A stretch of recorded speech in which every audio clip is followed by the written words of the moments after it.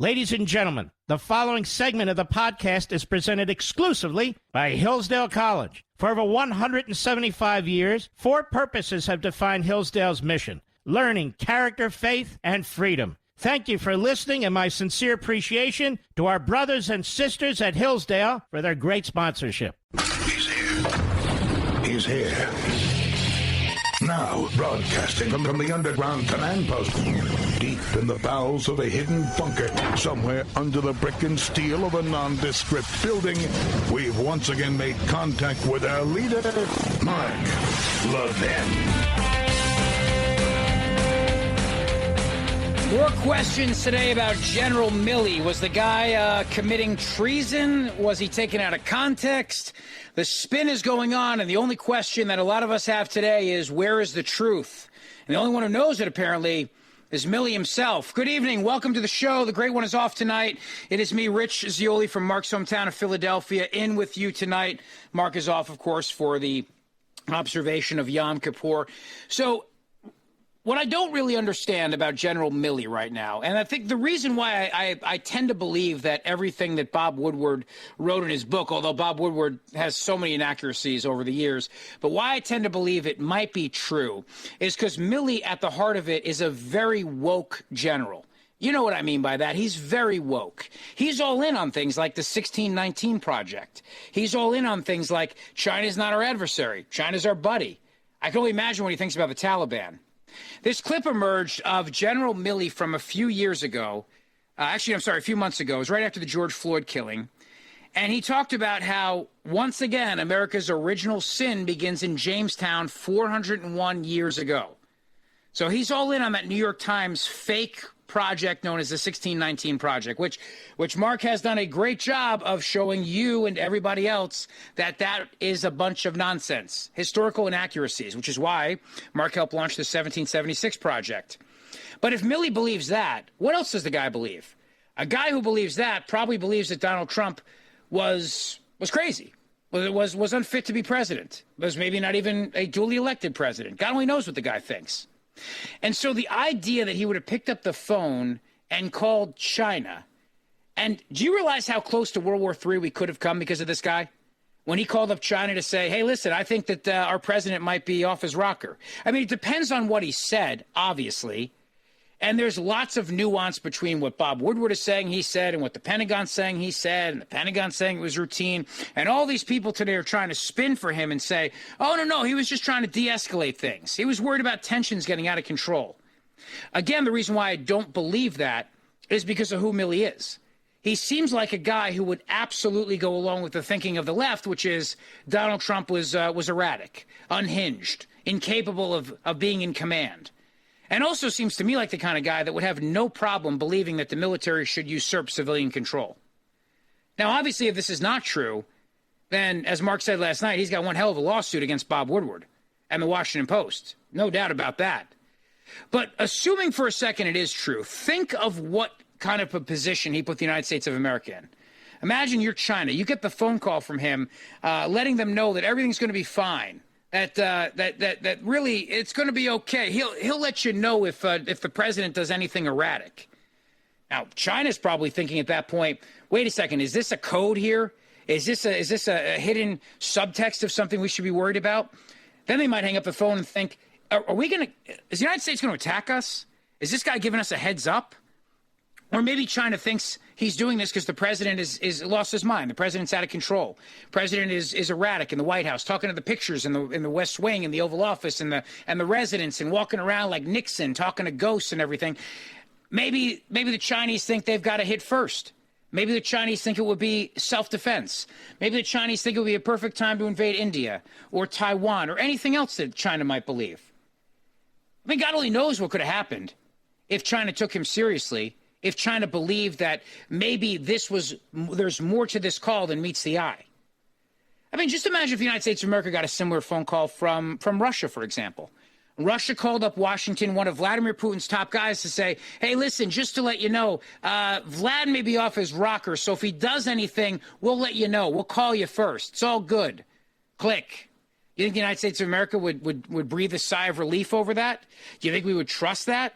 Or how long would it take until we're at DEFCON 2 and believing that at any minute now, Russia's playing a game and they're about to do something to us?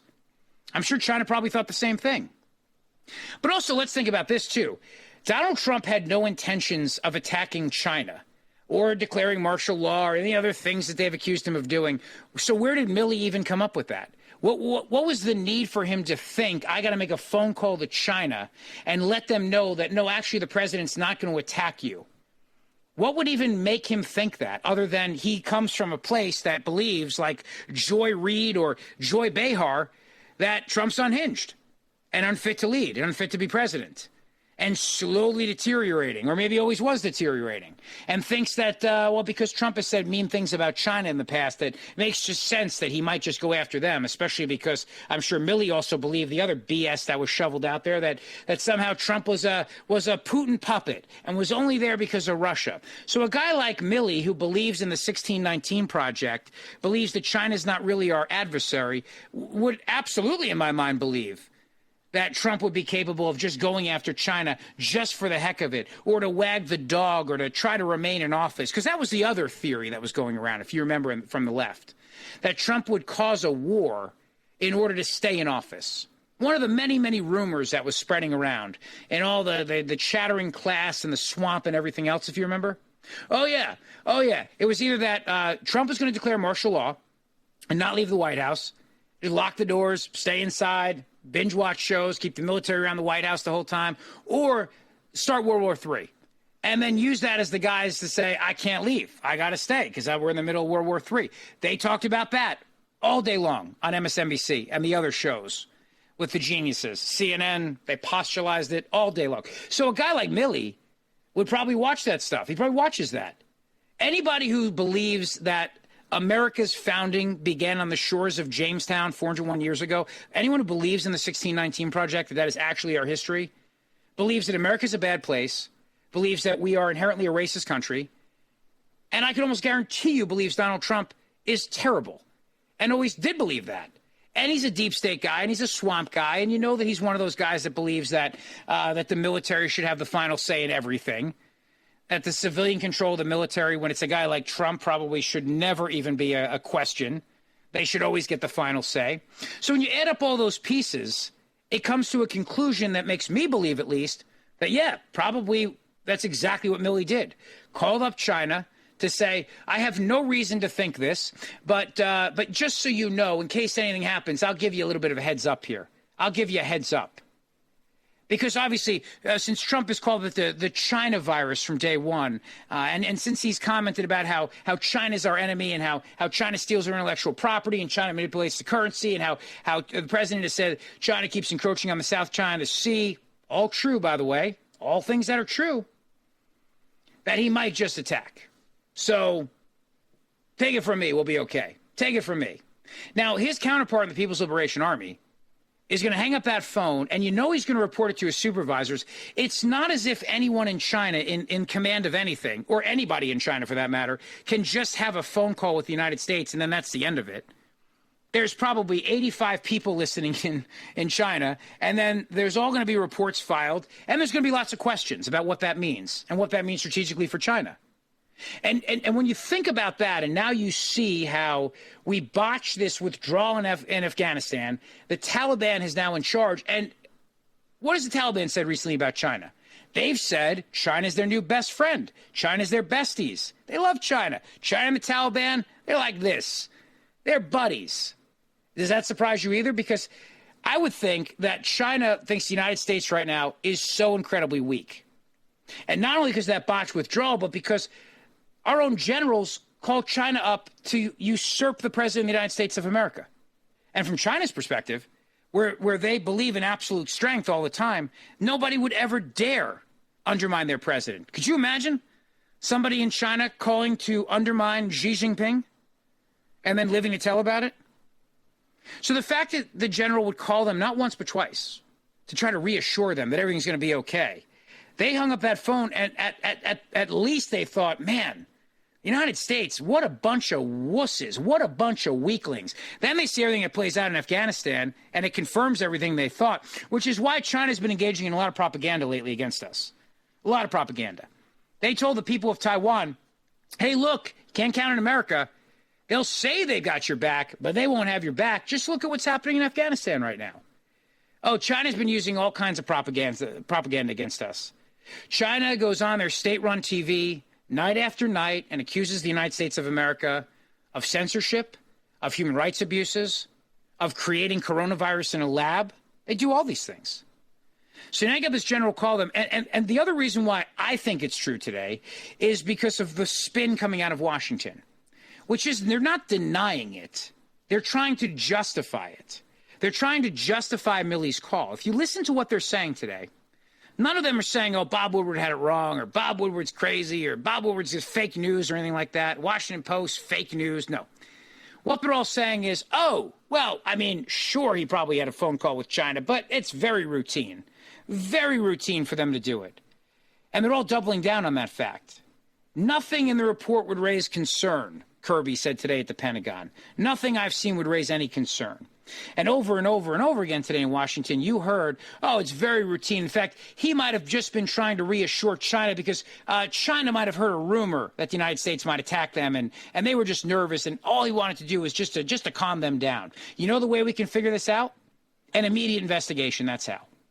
An immediate investigation into General Mark Milley and what he might have said to China. And if what the Pentagon said today is true, that these calls were staffed, then I assume there's a transcript. So let's see the transcript. Let's see it. Because if this really happened, at the very least, it means that General Milley should be fired. And at worst, it means he's a treasonous SOB who was trying to undermine the President of the United States of America. Because he believed, like the wackos on The View or MSNBC or anybody else, that Trump was unfit to be president. So what is it? How do we find out the truth? Very easy. We do an investigation. That's how. We do an immediate investigation on this. Because if it is true, he cannot remain in this position. There's no way he can, despite what President Biden says of him. And that's the other thing, too. What I can't understand here, the Bob Woodward, Robert Costa story, nobody's denied it. Nobody's really rebutted it. All they've done is spin it, trying to spin it to say that, oh, well, listen, I mean, he was just trying to do the right thing, just to have a nice chat. Okay, well, then who was on the call? Who was on the call? And what did they say? What was said? We need to have the transcript. We need to see it. Remember the transcript with the call from the president in Ukraine? That transcript became the subject of an impeachment investigation, ultimately the impeachment of a president. So I want to know what was said. Let's see the transcript of the call. If it was a routine thing of a general talking to a foreign military leader and his staff was in the room, and if he was just having a routine conversation, trying to lower tensions, there was nothing else to it, great. Then where is that? Where is that for all of us to see? And if Milley was acting on the instructions of then Defense Secretary Mark Esper, well, then that should be easy to prove as well. If Esper had also directed the general now to back-channel the Chinese to reassure them that the U.S. had no intention of seeking a confrontation, the question then becomes, what would make the Secretary of Defense believe that? Is that because Esper also bought the BS line that was being peddled by D.C. every day, which is that Trump was erratic, Trump was unhinged, Trump was going to start World War III just to stay and keep his job? It was Esper believing that too. Remember, Esper's another guy who completely on the way out the door undermined the president and spoke to every single media outlet he possibly could. So these back-channel communications, if they were routine, should be very easy to prove. But remember something, that's not how it's spun in the Bob Woodward book. In the Bob Woodward book, it's spun in a way that here was the Joint Chiefs of Staff chairman trying to save the world from an unhinged president who was going to start World War III, either to keep his job or because he was just insane. And Milley was the only one who could possibly save it. So then ask yourself then, who's lying here? Woodward's a pro. I mean, the guy's been reporting about Washington for 30, 40 years, right? And up until now, he was hailed as a hero. So does he have it wrong? Who's got it wrong here? The only way we can know is if there's an investigation. Immediately, right now. 877-381-3811. This is the Mark Levin Show. The great one is off tonight. It's me, Rich Zioli, with you from Mark's hometown of Philadelphia, with a lot more questions and answers today about Milley and Esper and the whole gang. How about you? 877-381-3811. We'll be right back. Mark Levin.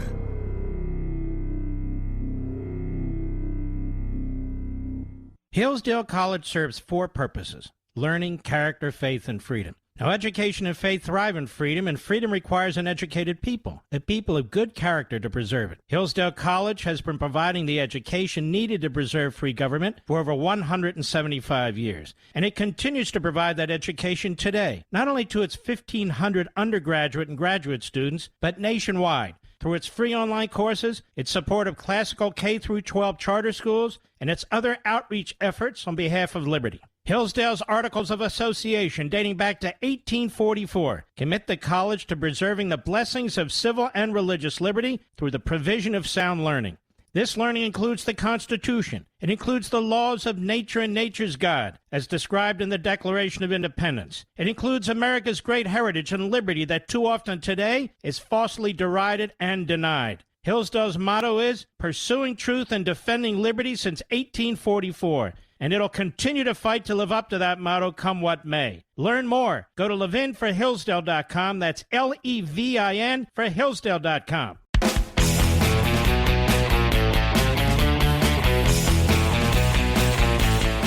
So let's see the transcript. Let's see the transcript so we can know once and for all.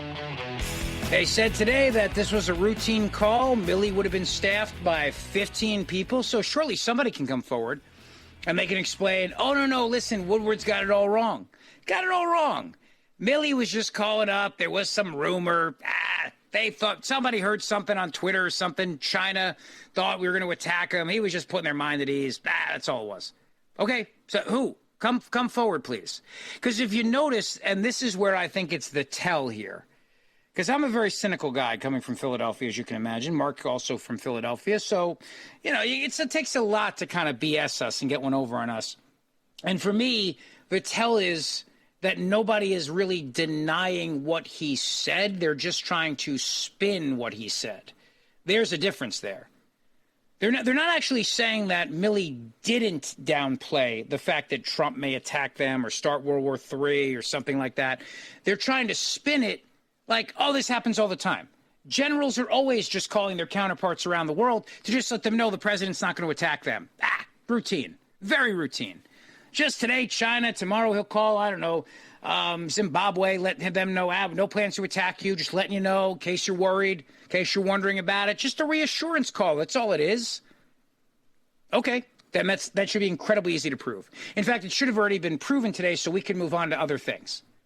So at the Pentagon today, they should have had all the 15 people from General Milley's staff. He's still there. He's the chairman of the Joint Chiefs of Staff. All 15 people should have stood up and said, I was on the call. And here's the transcript, and you'll see from the call, there's nothing in here about warning them about the president or saying we have to restrain him or questioning the president's judgment or any of those things. No, we just make routine calls to world leaders randomly, just reassuring them that we're not looking to attack them. That's all. Do it all the time. Where's the transcript? When President Trump made his call to the Ukrainian president, all we heard about was the transcript and Vindman and what was said and the call and everything else. So there has to be one, I would imagine, especially after all that. So you mean to tell me that they impeach a president of the United States based on his phone call and the transcript, but then going forward, they're not going to have other transcripts? Are people just that dumb? Something doesn't smell right about this. So where's the transcript? It's Rich Zeoli in for the great one, Mark Levin. Coming right back.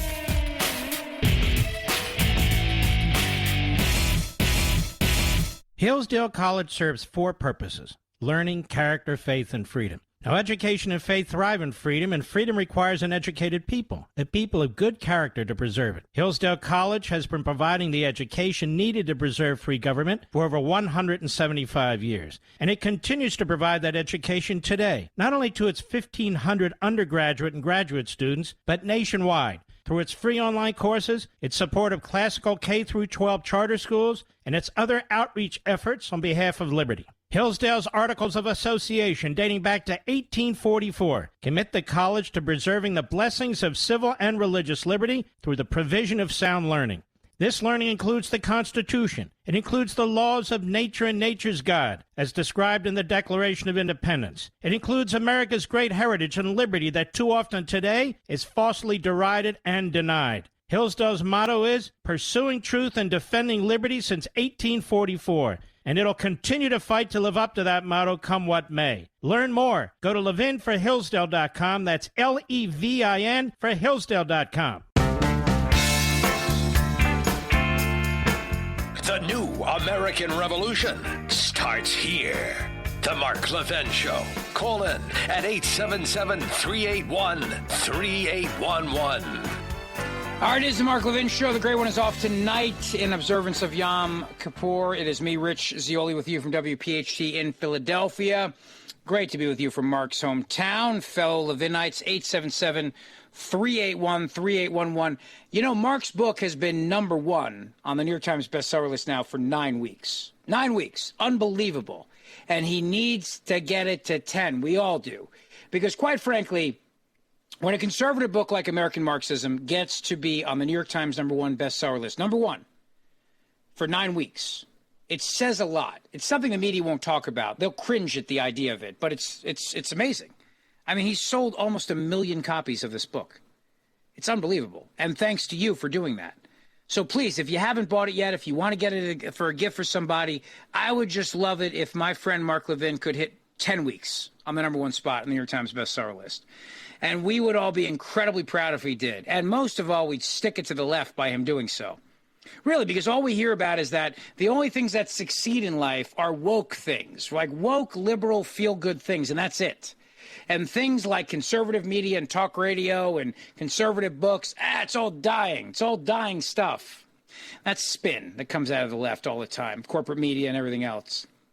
And the best proof of that is the success of this show, the success of great talk stations like WPHT in Philadelphia, and American Marxism being on the #1 New York Times bestseller list, the #1 spot for 9 weeks straight. So put him over the top and get him to #10, please. All right, we're talking about General Milley and whether or not this is true, what happened here. Now let's think about a couple things. Assuming that it is true, which I really tend to think it is, just based on the spin today and the fact that we have not seen a transcript. There were apparently 15 people on the call. And look, the deep state has hated him from day one. President Trump, I mean. The swamp, they've all been against him. And so, for my money, if this is true, then #1, you've got the civilian control of the military being usurped by the military itself. And that's a borderline military coup. We cannot have that in this country. The commander-in-chief is a civilian, elected by the people, period. And whether or not the general agrees with him or not is irrelevant. The president makes the decisions. I mean, would the left be cheering this on? I heard Joy Behar on The View say that Milley's a hero because he stopped the erratic, crazy Trump from starting World War III.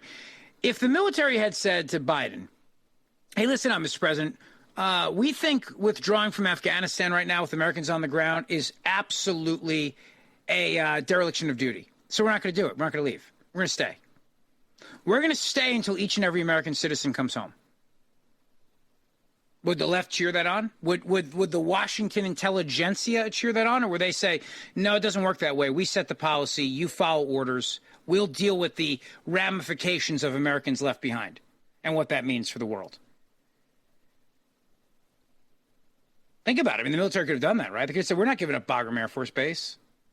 Hell with you. We're keeping it. We're keeping it until we complete the mission. We'll decide when the mission's complete, not you. So it could work the other way around, too. Right now, you've got all these people on the left going, well, Milley, the guy just might have averted World War III. What a hero he is. First of all, what if we did have to attack China? Does anybody ever think about that? What if we did have to do something? Not another realm of possibility. China's not our friend. China does a lot of really bad things in the world. So what if we did have to take military action against China? Now that Milley made the phone call to them, would they be expecting it? Would they be prepared for it, thinking that it's going to come? I mean, really, what if a week later some legitimate reason happened that the United States did have to take military action? Say the Chinese military was holding a boat hostage in the South China Sea of Americans, or maybe shot on one of our ships, and we had to do something. What would Milley's phone call have meant in that situation? So the very easy way to figure this out is just release the transcript and show that General Milley was just routinely letting random countries know we have no intentions of attacking you. All right? Just letting you know. Also selling Girl Scout cookies. Let us know. Because otherwise, what he did at the very least was to usurp the civilian control of the military. And at worst, he put us at the precipice of World War III. I mean, thank God nothing bad happened. Thank God. But it would not be out of the realm of imagination to think that China would have taken that call, hung up, and said, guess what? Trump's nuts. Let's attack. Or guess what? Trump's nuts. He's going to attack. Let's strike first. Or now's the perfect time to invade. Or now's the perfect time to claim the entire rights of the South China Sea. Whatever. All right, what do you think? 877-381-3811. Let us start with Jim. He's calling into the Mark Levin Show tonight. Hey, Jim, how you doing? Hey, good evening. You know, what the real danger here is that we've got a senior military officials, and I've got plural there because he certainly had a lot of his staff that were colluding with him, that are also colluding with the governing political party. You know, and that's like how many steps or how many half steps is that away from Venezuela or North Korea or China? Sure. Yep. You know, I mean, before you know it, we could have the military on the corners checking our vaccination papers to be sure our papers are in order. And, you know, this is kind of like what they're talking about. That this is like a reflection of the movie The Dead Zone, where Martin Sheen was the lunatic president trying to if anybody knows that movie, it's Martin Sheen is the president. He goes berserk, and he's forcing his generals to send off the missiles. Now, I don't see Trump that was anywhere near that, but again, the real danger here is we have our military officials, senior officials, colluding with the governing political party. That scares me more than anything. It should. It absolutely should. And thank you for the phone call tonight to the Mark Levin Show. It absolutely should scare you. It should scare all of us. Because is the military in charge of this country or not? Who's in charge? That's what I want to know. Who's in charge of the country? See, again, I have to remind you that Milley is a very woke guy. You got to add up all the pieces together. It's like my dad is a retired cop, so he was Port Authority police lieutenant. He was one of the heroes at Ground Zero. I'm very proud of the work that he and his recovery team, Romeo, did in the weeks and months after the September 11th attacks, going into the pit, bringing out the remains of the fallen heroes and the victims of 9/11. I always remember my dad telling me, you know, you make a profile of somebody, and it's little pieces add up to create a caricature, a profile of somebody, and then you really can identify them as. If Milley had not been a guy that was out there saying that America was rooted in racism based on the 1619 Project and that our real history started in Jamestown 400 years ago when the slaves landed on the shores, if he was not a guy who years ago said that China was not our adversary, I might have a little more doubt here. But the truth of the matter is that when you add up all these pieces together, you start thinking to yourself, okay, there's a problem here. There's a problem.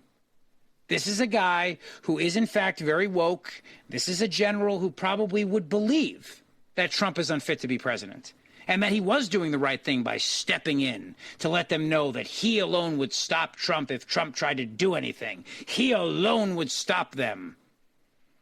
Talk about a narcissist, right? Colleen is in Atlanta, Georgia. Hello, Colleen. You're on the Mark Levin Show tonight with me, Rich Zioli. Hello. Hello. Thank you for the call.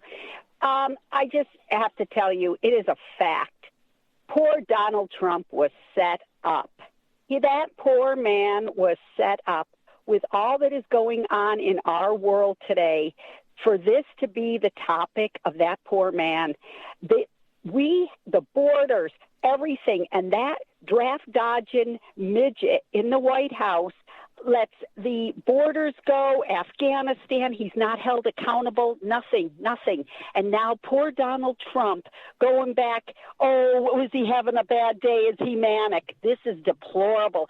Donald Trump was set up by his own people. They set him up and they succeeded. It is a fact. It is a fact. Colleen, thank you. I appreciate it. I think from day one, and have a great night, the people in the government were trying to undermine Donald Trump from day one, probably because he wanted to get out of Afghanistan, for example. But think about where we are right now in the world and how weak America looks. I can't remember a time when America's looked this weak. Can you? I mean, you got to go back to the 70s, obviously.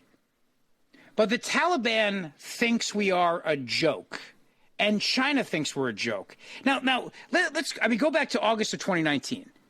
You have the Military World Games happening in Wuhan, China. Suddenly this mysterious virus gets out of a lab. Just a coincidence, right? For months, China lies to the world. For months, the United States of America was funding all of this gain-of-function research coming from the National Institutes of Health, the National Institutes of Infectious Diseases, and China knew it. And we don't take any action against them. We don't demand access to the labs. We don't do anything.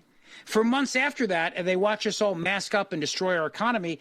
At the same time, they know where the virus came from, and they listen to us cover for them. They listen to the United States of America make excuses for China. They listen as the United States of America ignores the human rights abuses of the Muslim Uyghurs, of women, of children, of people that are political dissidents. We do nothing about it. Our corporate media in this country covers for China. If you dare to say anything about it, they scream hashtag Stop Asian Hate your way, even though that has nothing to do with any criticisms of China. And then all of a sudden our generals start calling them to let them know that, hey, if anything goes wrong, we got your back. Don't worry about it. And now, with the Taliban in charge of Afghanistan, China calls up the Taliban and says, hey, let's be pals, let's be friends, and mocks us on the world stage. How weak can we look to the world? We leave our people behind in Afghanistan. We let the Taliban be in charge. And you know what they said today in the Pentagon? I could not believe that. I mean, I could believe it, but State Department guys spent 3 minutes today trying to explain how we could not extend the deadline with the Taliban. I'll get into that in the 7 o'clock hour here on the Mark Levin Show. But 3 minutes today explaining how we could not extend the deadline with the Taliban. Couldn't do it because American troops would have been hurt. So we're also letting the world know we were afraid of the Taliban. We could not extend the August 31st deadline because we were afraid of the Taliban. I mean, we just look pathetic. We look pathetic. And this only plays into that. Because from China's perspective, they would never in a million years think it would be okay for one of their generals to call up the United States of America and undermine their president. It's the very definition of weakness. And all I can think of is from their perspective, what they must have thought of for that call to be made. Again, if it's true, they must have thought that that really means that Trump has lost it. And thank God they didn't hit us first. Thank God they didn't try something first. Maybe not, I don't mean a full-out nuclear strike, but maybe they would have just tried something in the South China Sea just to test us. And maybe we could have lost lives because of it. Doesn't have to be global thermonuclear war, but it could have been something to test us, right? Thank God that didn't happen. Jason is in Brentwood, Tennessee. Hey, Jason, you're on the Mark Levin Show. How you doing? A 20-year military veteran. I'm going to start with the following. Military officers are appointed by the appointment clause. They get their power from the president. And our oath of office specifically says the president and senior officers appointed above us. That being said, General Milley must be court-martialed. I'm not talking a civilian trial. I'm talking a military trial and a specific reason. If you do not do that, you're showing the military that they're in charge, not the civilian sector. He must be tried, given a fair military trial by a military people of his peers, and if found guilty, be forced to be reduced down to rank of E1 and processed out of the military. This cannot stand. If it does, what is the military going to be next other than a political puppet arm? Well said, sir, and God bless you, and thank you for your service. We appreciate it very much, Jason. Have a great night. 877-381-3811. Now, look, I will absolutely maintain a little bit of doubt here because of the fact that Bob Woodward has screwed up so many things in the past. But my spidey sense tells me this is true. And the easy way to figure all this out, like I said, is to just show us the transcript. If the Pentagon says this was a routine call and 15 people were on it, because the general had his staff there, then easy, done, prove it, show us the transcript. And then we can all move on to something else. like figuring out exactly what happened with that drone strike in Afghanistan, right? But the fact that we're not hearing about that today, we're not hearing about a transcript, the fact that all they're saying is, oh, no, routine call. They're not denying it, really. They're really not denying it. Tells me it's probably true. And if it isn't, man, the lawsuit that General Milley is going to have against Bob Woodward in the Washington Post. He'll own the Washington Post after this. He will. He'll own it. He could change the name of it to Milley Post if it's not true. But I think it's true. Maybe I'm wrong, but I don't know. My gut tells me it's that, that Philadelphia Jersey instinct tells me there's something here. 877-381-3811. What are your thoughts on this? And could you remember a time when the United States looked so weak? Here on the Mark Levin Show with me, Rich Zeoli, in for the great one, coming right back. Mark Levin.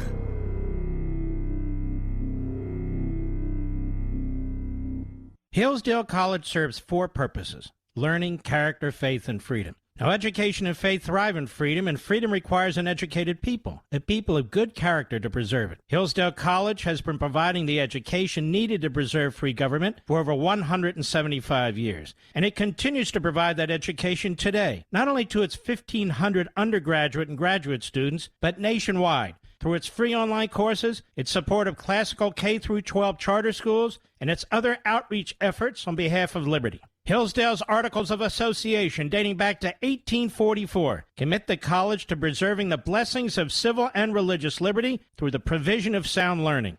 This learning includes the Constitution. It includes the laws of nature and nature's God, as described in the Declaration of Independence. It includes America's great heritage and liberty that too often today is falsely derided and denied. Hillsdale's motto is pursuing truth and defending liberty since 1844. And it'll continue to fight to live up to that motto, come what may. Learn more. Go to levinforhillsdale.com. That's Levin for Hillsdale.com.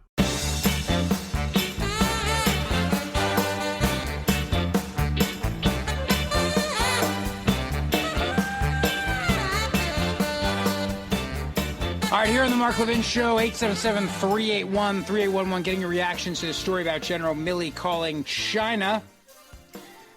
Jesse is in Los Angeles, California. Jesse, go ahead. Go ahead. Hello? Yes, you're on the air. Go ahead. Hello, start talking, please. Yes, hi. I think that General Milley did. Yes, I thought that General Milley did the right thing. I don't think that we were going to have a nuclear war with China. I don't think China is going to provoke the United States in any kind of manner. And so I think the point is moot. So what do you think Milley did the right thing then? What did he do? Hello? I think that he called his counterpart, and he said that the United States is still stable, even though it's going through transition. Still stable, but why would it not be stable? Because of the way the election was done, the insurrection on January 6th. And this is no different than what happened when Nixon was leaving office during his resignation. We called the Vietnamese and said, hey, look, we're not going to do anything different. Oh, okay. So did you think Milley called everybody around the world and just let them know everything was stable? Or just China? No, he called his one counterpart, it was China. Well, there's other countries in the world, right? Why does he have to call China? everybody in the world? Why did he only call China? But we're not. Well, why did he only call China to let them know that everything was fine? All right, get off the phone. You can't explain yourself. Thank you for the call. The answer is it's not his job, first of all. It's not his job to do that. That's not his role. It's not his job. We have a State Department for that. That's number one. Number two, you just heard him say exactly what a lefty believes, which is probably what Milley believes too, which is that because of the election, the insurrection, blah, blah, blah, that any moment now, the United States could have done something, Trump could have done something. Just read between the lines there. Read between the lines of that caller. You have everything you need to know. On the subject of Afghanistan, the Taliban continues to be in charge. Why couldn't we change the deadline to make sure that all the Americans were out? Simple question, right? Wait till you hear the obfuscation here on the Mark Levin Show. Don't go away.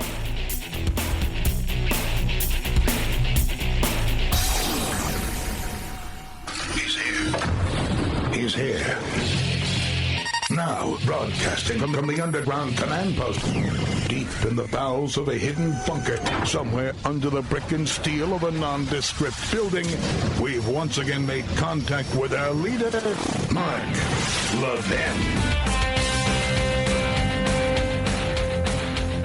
The question, of course, is who's running the show, especially when it comes to Afghanistan? Why could we have not changed the deadline to make sure we get all our people out? It's a good question, right? This is the Mark Levin Show. The great one's off tonight. It's me, Rich Zioli, from Mark's hometown of Philadelphia. Your fellow Levinite with you tonight. Talking about a lot of issues, including Milley, of course. 877-381-3811, our number tonight.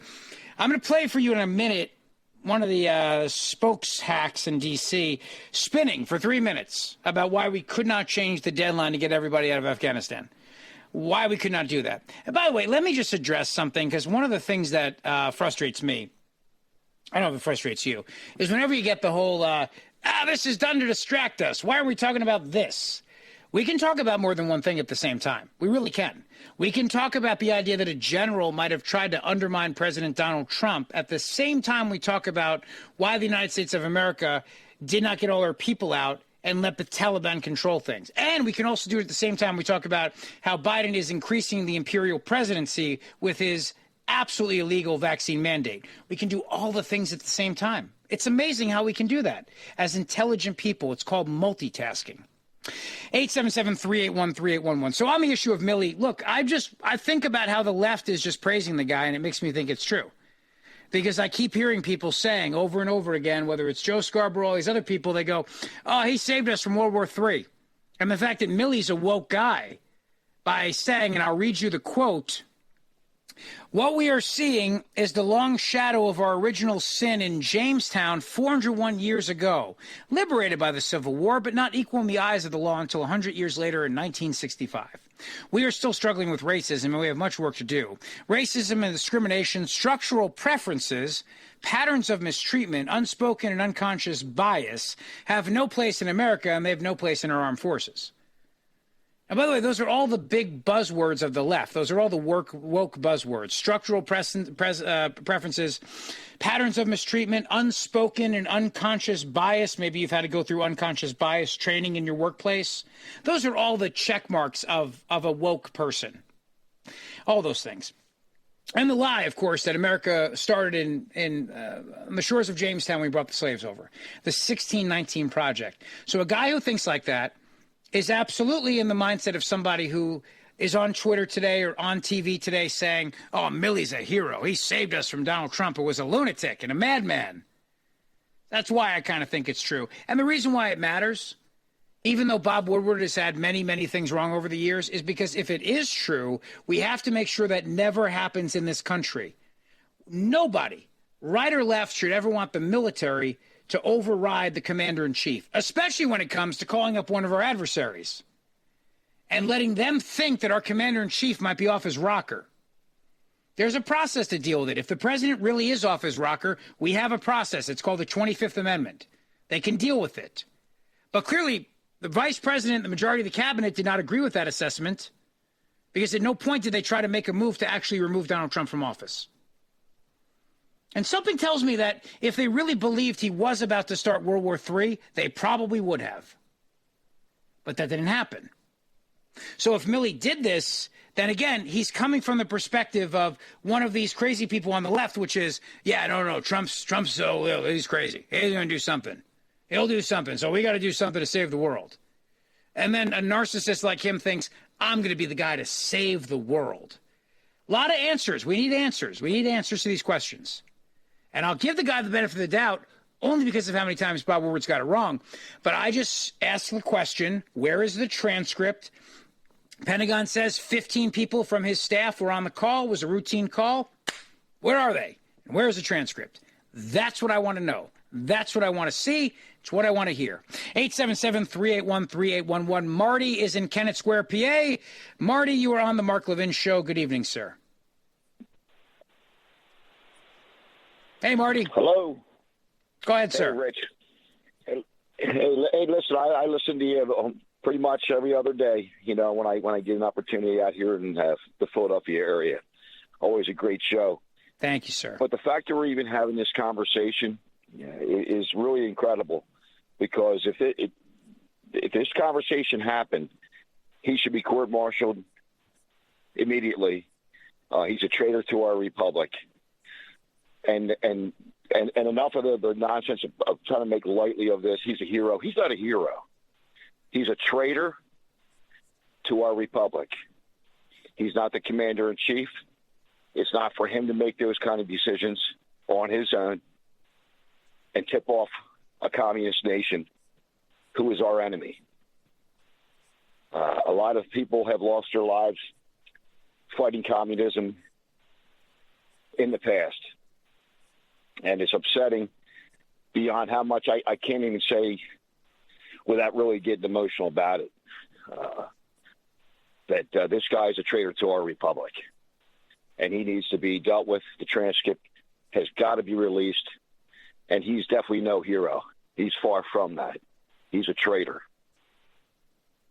Well, the left thinks he's a hero. The left thinks he is a hero who saved the world from Donald Trump.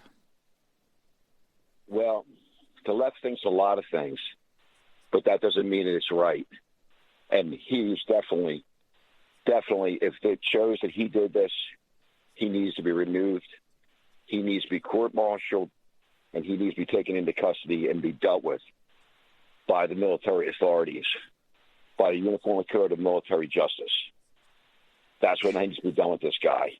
But he is he is not a hero, and the fact that they're even talking about this guy being a hero, it's backwards, it's upside down, and it's wrong, and it's not true.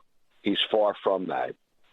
And I know more Americans than not know that. Marty, thank you, my friend. The only thing I disagree with is when you said that you listen every other day to my show. You should be listening every day. I also do an afternoon podcast as well with all the news updates, which comes at about 4 or 5 o'clock. So you can subscribe to that, too, if you'd be so kind. I'd appreciate it. But yes, I am on WPHT in Philadelphia, Mark's hometown, as a matter of fact, where, of course, Mark, his show airs every night from 6 to 9 p.m. on Talk Radio 1210 WPHT. So it's an honor for me to be on that station as well. Joe is in Champaign, Illinois. Hey, Joe, you're on the Mark Levin Show. Hey, how you doing today? Doing well, Joe. Thanks for the call. Yeah, thank you for taking my call. This Milley thing I've been thinking about a lot. So, if it happened or not, to me, this does seem like a kind of a distraction. And I know you just mentioned this and how we can think about, multiple things at the same time. Of course we can. I think it's their base that they're trying to take their minds off of Afghanistan, and they're trying to just shift the focus on this. And, the left is eating it up, and they're actually celebrating this, which is bizarre. But I think whether it happened or not, this has been quite a distraction, given that, everybody's talking about, everybody's speculating. So it's like, until I hear it from Milley, I think we're all just going to continue to speculate. And unless I haven't seen this thing you mentioned about the Pentagon myself, so it sounds like it happened. But, in that case, this shows his priorities, which indicates he's, compromised as well. He's like another Swalwell, but in charge of the military, which is scary. So then it does matter, right? It does matter to our national security if this happened. This isn't a guy who's retired. This is where I disagree with anybody who's saying that this is a distraction of something. He's the Joint Chiefs of Staff chairman. This is not a minor point here. He didn't retire. He's not enjoying his retirement on the beaches of the Caribbean right now, and we're talking about something that may have happened in ancient history here. The guy's still there. So if he did this, do you not agree that we need to deal with this? Because it's very, very possible that he might have done other things, or maybe he would usurp this commander-in-chief. Who the hell knows, right? Right. And, something that popped in my mind about this, have you ever seen Dr. Strangelove? Long time ago, but yeah. with a crazed military guy who like orders the nuclear. I don't know. The whole thing reminds me of that. But yeah, of course, he needs to be, like the previous caller said, court-martialed. You had that, pro-China caller before that was just regurgitating the media talking points. And, one more thing I wanted to mention. Earlier you mentioned something about Chinese propaganda that's like, anti-U.S. that's taking place in China. And I heard something great on the Megyn Kelly podcast earlier, that they're trying to demoralize. They're trying to attack our moral standing through this propaganda. And, they compare, they'll never face their own human rights abuses. And they don't have to. Nobody holds them attack. accountable. They don't have to. Joe, thanks for the call and have a great night. I appreciate it. They don't have to hold address their own human rights abuses. In their mind, they're not abusing anybody. China doesn't care about people.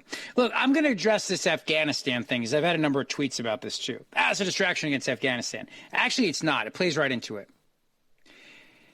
The Taliban and China are linked together because we left, and we left in such an embarrassing way. China's filling that void. China's probably going to take over Bagram Air Force Base. China's going to help the Taliban with whatever they need in exchange for minerals and raw materials and anything else that they need. And the idea that China views us as weak, this is just one more reason why China would view us as weak. And I think it all compounds together. It really does. It all compounds together. If a general calls up China and essentially now undermines the commander-in-chief, China takes that information and thinks, well, the United States is weak, just like we thought they were. Then China sees us bungle up this absolute failure of an evacuation from Afghanistan, leaving our people behind. China thinks we're weak again. It all plays together here. These are not separate issues. And I have to think to myself that if this is true and China got those phone calls and believed that the military was willing to undermine the president of the United States, that they might think to themselves they might do it again. There's lots of things China may think. They may not just think this is about Trump. Remember, to MSNBC, Trump's crazy and this is a one-off. And this guy just saved the world. From China's perspective, this may be more emblematic of a deeper problem that is an opening here for them to attack and exploit, which is what they always do. So I'm sorry, this isn't over. This isn't something that Woodward may have written about, and if it's not true, it's no big deal. If it is true, it's no big deal. This guy is still the chairman of the Joint Chiefs of Staff. China is still there. Last time I checked, still our adversary. And America still looks weak on the world stage. No, this very much needs to be dealt with. This is not a distraction. This is an immediate threat to our republic that absolutely needs to be addressed. And we should and we will. 877-381-3811. Here on the Mark Levin Show with me, Rich Zeoli, in for the great one. Coming right back. Mark Levin.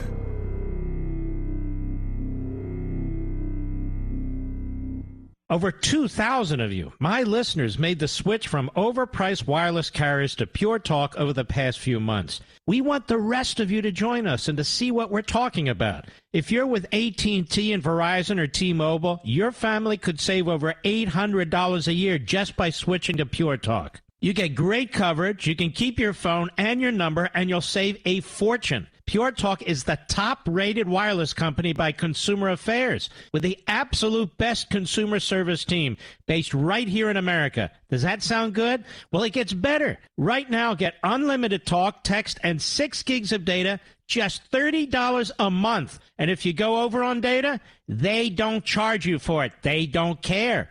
Go to puretalkusa.com and enter promo code Levin Podcast. Again, puretalkusa.com, promo code Levin, Levin Podcast.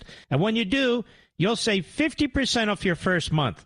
That's puretalkusa.com, promo code Levin Podcast. Pure Talk USA, simply smarter wireless.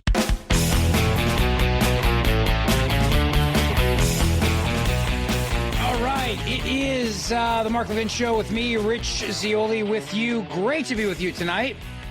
And yes, it is a fantastic night of conversation. 877-381-3811 is the number for you to weigh in tonight on all these issues. And we're talking about Milley and why it matters, and it really does matter because he's still there as the chairman of the Joint Chiefs of Staff. And remember the allegation. He called China after the events of January 6th to let them know that Trump would not start a war to remain in power. That's not his job. Even if that was what the government decided needed to happen, that's not his job. And I don't think anybody told him to do it. I think this was Milley doing it all on his own. Very, very dangerous, no doubt about it. Let us take Carolyn's call. She is in Wyoming. Hey, Caroline, you're on the Mark Levin Show. Hello. Rich. Yes, sir.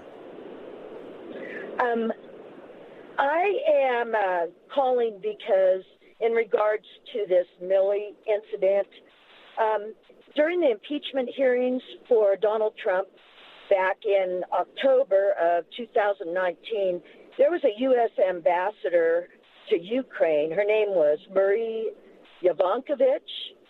She also stated in her testimony that she chose to not follow the instructions of the Trump administration because she didn't agree with what he was doing or saying or instructing. And there's nothing happened to her. And even there was a military person, and they tried to, I don't know, kick him out of the military, whatever they did. He also served no consequences whatsoever. These people have to stop sometime. And I don't know what it takes to stop them, but it's got to stop. The lies, the cheating, everything. Yeah, you're right. It does. It needs to stop. You're absolutely right about that. And it's been going on for a long time, Carolyn. And thank you for the phone call. I appreciate it, to the Mark Levin Show. And remember something, too. The transcript is the answer to all of this. What happened with Trump and the call to Ukraine? Transcript. They went through that transcript and they said that this is impeachable. They impeached the president of the United States based on the transcript. How come nobody's asking for it today? How come nobody wants to see the transcript today? Nobody. Because I think they know it's true. That's why. I think they know it's true. And this is bad news. And for everybody out there who thinks that this is okay, again, I'm going to ask you the question I asked earlier. Would you be okay if the military said to Joe Biden, we're staying in Afghanistan? Now, we're not leaving. We're staying. We're staying because we're going to make sure that everybody gets home. So you're not going to take us out. We're going to stay. So we appreciate your thoughts, but we got a job to do. So we're not giving up Bagram Air Force Base. Would you have been okay with that? No, not so much, right? How come? Because that would be the military usurping the civilian commander-in-chief. Whether or not they should or not, it's really not their job. This is the reverse. This is Milley now, potentially now, from the left's perspective, avoiding World War III. But Trump wasn't going to attack China. It never happened. That's the other part that somebody's talking about. It wasn't going to happen. It didn't happen. But he thought it would because he has that same woke mindset that all these lefties have that are defending him and applauding him today. 877-381-3811 on the Mark Levin Show. What's next in COVID? Straight ahead.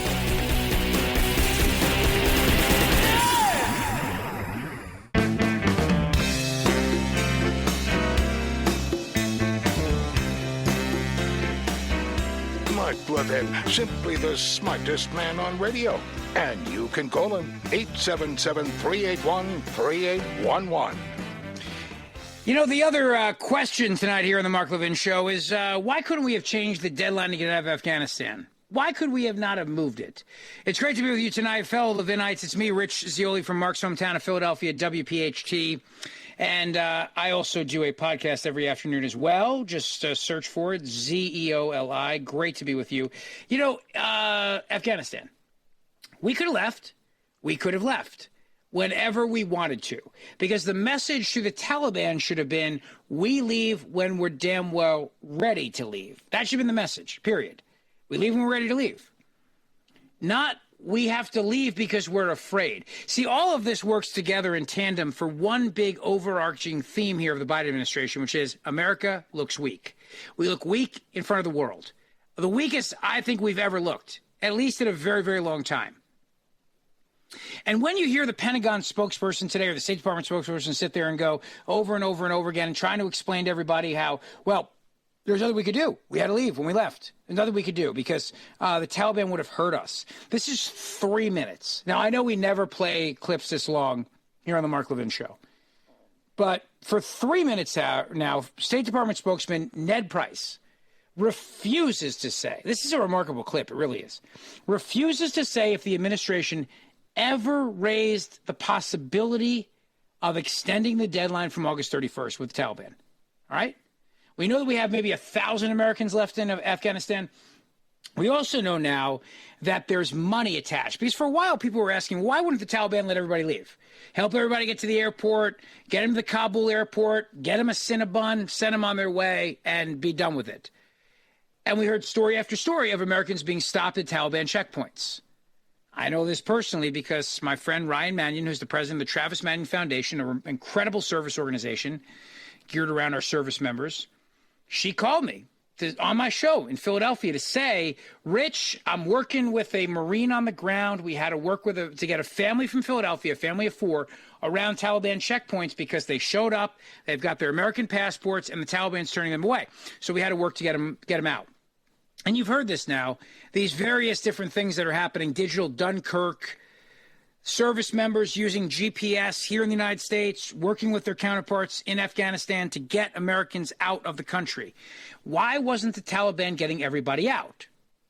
The answer is because there's $64 million earmarked for aid for Afghanistan. Now, who's going to get that money? The Taliban?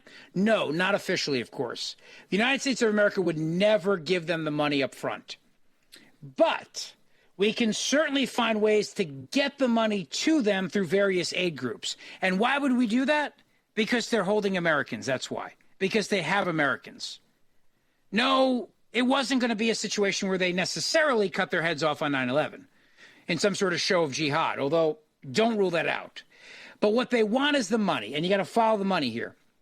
And when Senator Rand Paul brought up this point yesterday when he was when the Secretary of State was before his committee, and he said to him, so what's going to happen to all this money? It's earmarked for Afghanistan now. You're going to give it to the Taliban? You're going to do aid and comfort to the enemy or not? And, of course, Blinken sits there, blah, blah, blah, blah, blah. And now it makes sense, right? Why the Taliban would keep Americans behind. Why they wouldn't want to see everybody get out. Because for the longest time, people were asking that question. No, listen, they want everybody out of there. They want to turn the page and get Americans off of their land once and for all. They want us gone. And yet they weren't getting everybody out. Yet they somehow managed to allow a terrorist attack to happen. And don't tell me, after we lost 13 service members and the Haqqani Network guy is now in charge of the government of Afghanistan, that the Haqqani Network, which is buddies with ISIS-K, the Taliban did not facilitate that attack. I will not believe it. I mean, just yesterday they asked the Pentagon guys, the State Department spokespersons, they asked Blinken, they asked them all the same questions. Do you think it's possible that Al-Qaeda and the Taliban could become buddies again? Oh, yes, very possible. In fact, they already are. So think about that and understand why it is the Taliban would turn away Americans from their checkpoints. And, of course, never admit that. And the hacks at the Pentagon would not admit that either. It's because they want the money. They want the money. So why could we not have said to the Taliban, listen, we're not going to leave until we get everybody out. We're the United States of America. We're the world's strongest military. And we're going to stay until we get everybody out. And I'm sure you'll understand that. We'll be very reasonable about it, but we're going to stay until everybody's out. Why couldn't we have done that? So for 3 minutes here, 3 minutes, State Department spokesman Ned Price will not answer this question. This is courtesy of Grabian. Take a listen.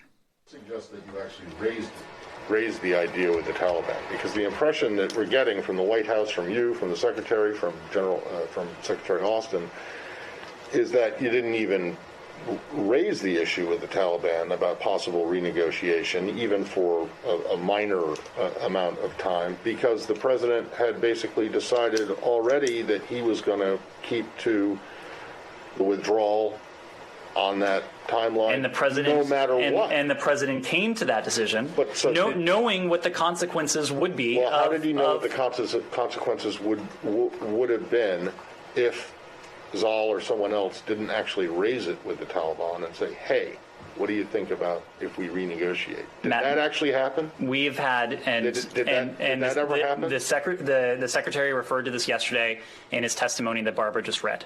Did it ever happen that you brought up with you keep saying, well, we're under the distinct impression that, or our understanding was that, well, did you directly raise it with the Taliban? The Taliban made it very clear to us. In response to what?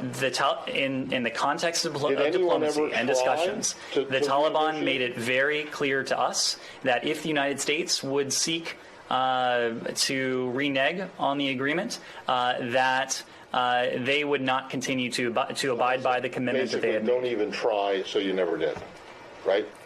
Is that right? It was made very clear to us that there was no ability to renegotiate an agreement that the last administration signed on to that stipulated quite clearly that if American troops remained on the ground, that they would once again become the subject of attacks and aggression. So it was never raised with them, the possibility of renegotiating. Matt, I'm telling you, they made it. I know that they made it clear, but did they make it clear in response to you bringing it up, or did they just say, don't even think about it, and then you guys said, okay, we won't? I'm not going to detail the diplomacy. What I will tell you is that we were very confident that if our troops remained on the ground past that deadline, that they would be subject to the sort of targeted violence that this president and others in this administration were not willing to risk or even countenance. Now, let's stop it right there for a moment. Think about that now. Here we're saying to the world that we're afraid of the Taliban. United States of America, strongest military in the world. We're afraid of the Taliban. So we don't tell the Taliban, hey, listen, we're staying for another week. Back off. No, we have to run out of there because we're afraid of what they could do to us. They might hurt us. And we're going to tell the world that, too. We're going to project that to the world. Let them know that we're afraid. That's how strong the Taliban is. See what I mean about the whole theme of the show tonight has been how we look weak in the world, and our adversaries like China are going to take advantage of that. And I don't want war any more than the next guy does. But the whole idea that our adversaries think we're weak is not good for peace. Not good for peace at all. Remember Reagan, peace through strength? They think we're tough. They don't mess with us. Well, they don't think we're tough right now. Not only do you have this knucklehead general possibly call them up and tell them that, well, don't worry, we'll make sure the president doesn't do anything, which in and of itself looks weak, that he would ever go around the president like that from China's perspective. But here we're telling the world, well, listen, we know we had Americans on the ground, but you have to understand we couldn't do anything because the Taliban was going to hurt us. And we don't want to get hurt. We don't want to be hurt by the Taliban. And also he's saying this, and this is really even a bigger disgrace if you think about it. He's saying this after the fact of 13 American service members were killed by a terrorist attack on the ground in Afghanistan. So what he's really saying to the world is, we got hit once, and we'll probably get hit again, so we had to leave. Because that's how weak we are. And also because we can't trust the Taliban, even though that same Taliban is now in charge of getting all our people home. So on the one hand, you have to realize now they're real tough guys. And they told us we had to leave, and we had nothing we could do about it. Yes, we're the world's strongest military in the world, but there's nothing we could do but leave. And also, they're our besties, and they're going to get our people home because they're our best buddies, and we trust them. See the mixed messaging here and why our adversaries are laughing at us right now and mocking us? This guy should never be saying this stuff in public. He should never be saying this. If anything, he should say, no, we were going to leave no matter what. We weren't afraid of the Taliban, please. We told them, back off, pal. But he's saying the exact opposite. It's almost as if the Biden administration wants to look weak. Do you ever feel that way? It's like part of the Barack Obama atonement plan. Just to make America pay for its sins, which, again, Milley thinks we were founded in sin. He's one of those guys, General Milley, from the 1619 Project. So he thinks we were founded in sin anyway. It's almost like one of those things where, in order to fully atone to the world, now we're on the stage where, this is the 5 stages of grief. Now we're on the stage where we tell the world we're just totally weak. at every single turn. Our generals undermine our presidents. The Taliban tells us when we have to leave, not the other way around. We abandon our people. Again, it's not good for peace if our adversaries think we're weak. Because unlike us, they actually don't care if people get killed. They don't care if there's war. China has a lot of people, way too many people. They're okay with losing some. You might have heard that before, right? 877-381-3811 on the Mark Levin Show. But he's not done yet. He's not done spinning about why we couldn't stay. He keeps going here. Keep going, please. To renegotiate it? Christina, I'm not speaking to the ins and outs of the diplomacy. This is not ins and outs. This is like a basic question we're trying to get the answer to. Either they didn't do it, as Matt just said, either they didn't do it in reaction to you asking, or you didn't ask because you didn't think it was an issue. Can you just tell us which one of those it is? The secretary spoke to this yesterday. We had every reason to believe, and if you look at the Taliban's own public statements, you would have every reason to believe that American troops would have been the target of violence once again if we did not adhere to that deadline that the previous administration signed us up to. Unbelievable. Unbelievable. We would get hurt. And still blaming Trump, by the way. Even though the deadline that Trump put in place of May, they did move to September 11th, and then back again to August 31st, and then back again to August 30th. So he's lying because they did move the deadline. But he's also not lying because the Taliban would have hurt us. And this is the same administration that for months told us that the Taliban would never be in charge. Remember, they weren't going to take over the country? Remember Biden back in July? Come on, man. They don't even have an air force. They do now. We gave it to them by leaving behind our planes and our helicopters. But that's what they told us, right? Come on, man. Taliban's got 300,000 active troops. They got, the Afghan army's got 300,000 troops. Taliban, they don't even have an air force, man. Come on, man. And then little by little, the Taliban was going from city to city and claiming it in province by province. And the Afghan president told our president and said, listen, Mr. President, if you don't do something, this is in July, the Taliban's going to take over here. And what did Biden say? You need to change the perception to the world that the Taliban is winning. And he said to him, but they are winning. And if you don't give us an air cover, they're going to win.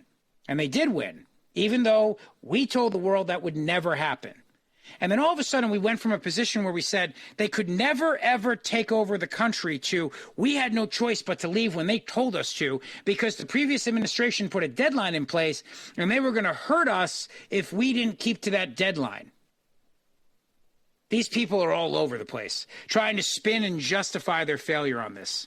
All over the place. And all it does is make America look weak.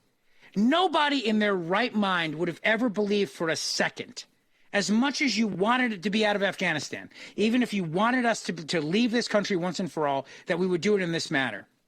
And you know what I'm really tired of hearing?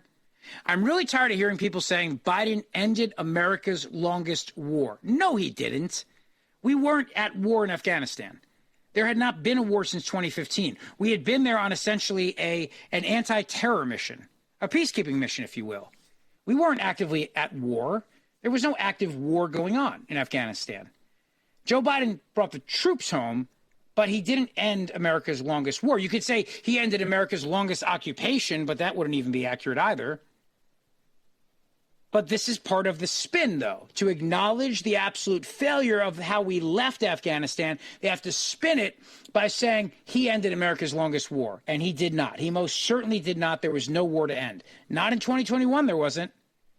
But let's tell the world, let's broadcast to the world that we had to get out of there on the Taliban's deadline because we were afraid of the Taliban. All that does is boost the Taliban, and all that does is boost our enemies and make them think we're weak, and that is not good for peace. 877-381-3811, here on the Mark Levin Show with me, Rich Zioli, in for the Great One. Mark Levin.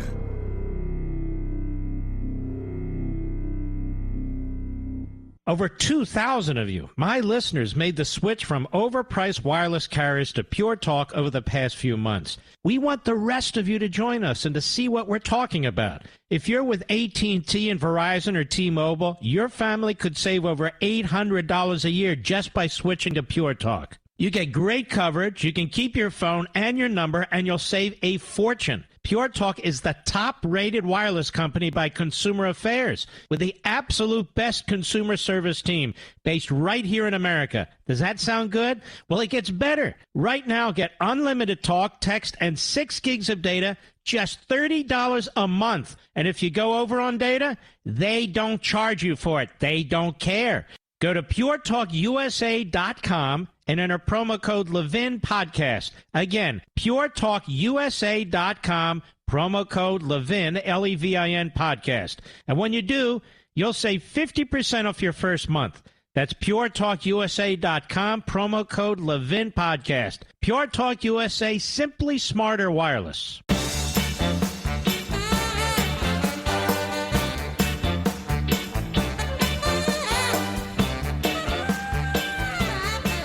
It is the Mark Levin Show, talking about Afghanistan, the Taliban, General Milley.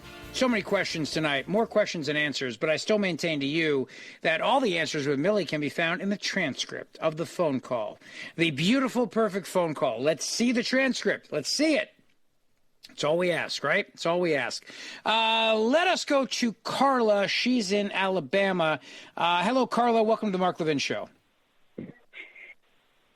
Hi, good to talk to you. Thank you. Thank you. What's on your mind? Yes, I totally agree with you about Mark Milley. I believe, yes, he is woke.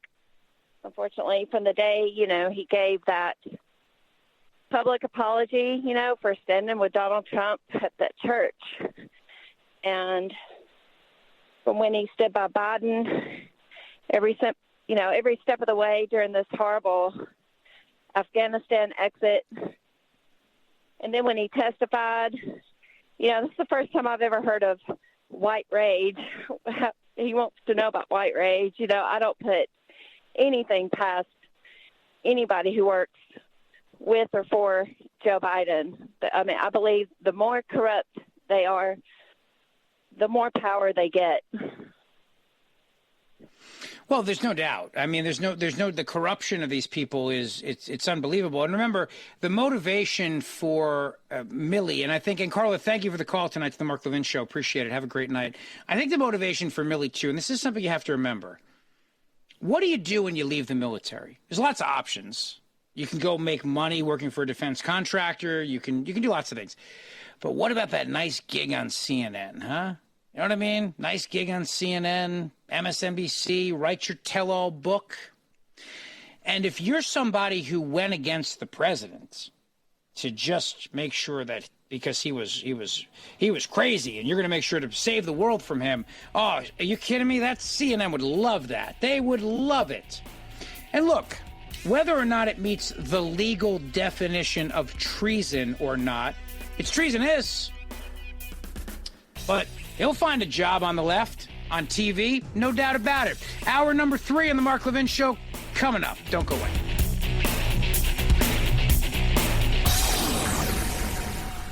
Ladies and gentlemen, this final hour of the podcast is sponsored exclusively by AMAC, the Association of Mature American Citizens. Now over 2 million conservative members strong, AMAC believes in and stands up for the values that we care about: faith, family, and freedom. Thank you for listening, and please support AMAC. And you can become a member at amac.us/join. He's here. He's here.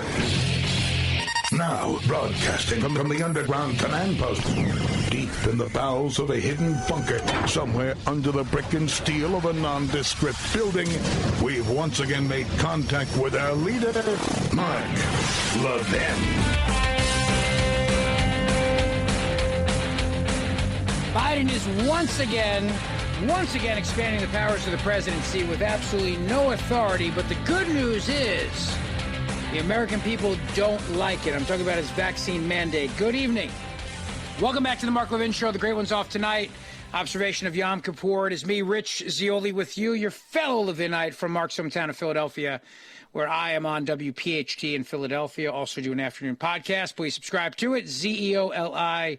Just search it. So Biden announced this vaccine mandate, and it's absolutely insane what he wants to do here. And he doesn't even really want to do it because he knows it's not going to survive judicial scrutiny. But that's not the point. Remember why he did it last week. He did it on Thursday before the 20th anniversary of September 11th. You want to talk about distractions. You want to talk about getting people to talk about something else. Biden wanted so badly to change the subject from September 11th and what it means that we abandon Afghanistan with Americans still on the ground that he announced a vaccine mandate. And look, I'm vaccinated, so it's not about being anti-vax. I'm anti-presidential abuses of authority. That's my thing. And there's no shot for that. There's no inoculation for that. The only thing we can do is call it out and try to rein it in. That's all we can do. And the powers of the presidency have been expanding radically, drastically for years. And one of the things that Mark talks about all the time, and he mentions it again in American Marxism, which, by the way, 9 weeks, #1 New York Times bestseller. And Mark said to me before the show, he said, Richie Z, I need you to help me get it to 10 weeks. And I said, we can do that.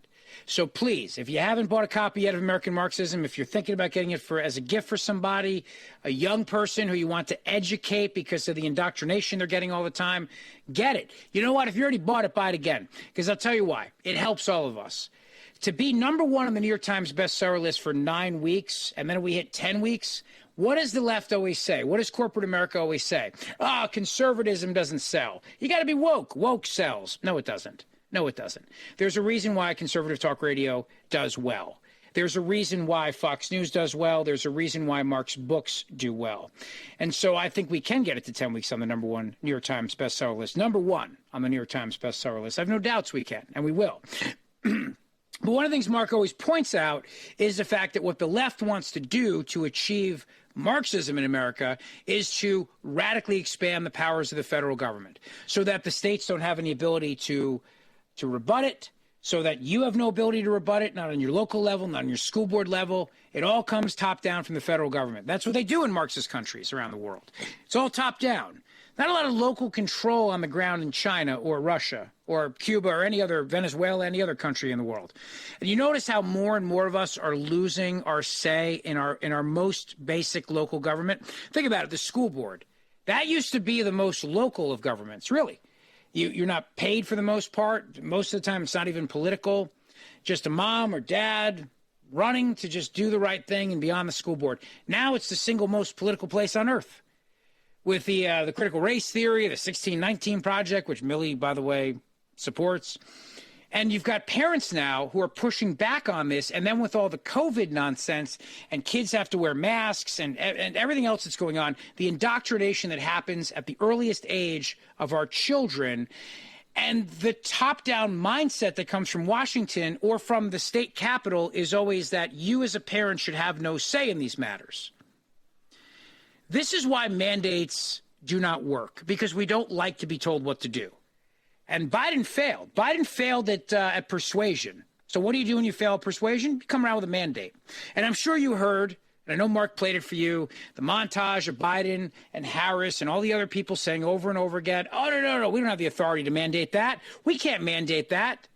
Of course, you also heard them time and time again as they downplayed the vaccine, as they created vaccine hesitancy by saying, I'm not going to take this Trump shot. What are you, crazy? But why is Biden doing this? He's doing this because he needed to change the subject from Afghanistan right before September 11th. He could have waited. Could have done it Monday. Could have done it Monday, September 13th. What was going to change much between Thursday and Monday? Nothing.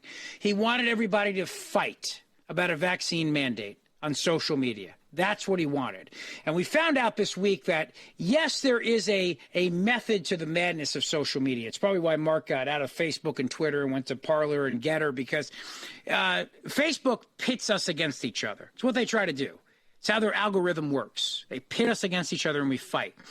And what Biden wanted to do is he wanted to come up with something that was so controversial and so divisive that we'd wind up fighting with each other all weekend and not even really paying attention to what's happening on the ground in Afghanistan as we are recognizing the 20th anniversary of September 11th. Was he successful? I don't know. Luckily, I don't think so. I think a lot of people saw through it. I really do. Based on polls that come out today, a majority of Americans do not agree with his vaccine mandate because they think he failed.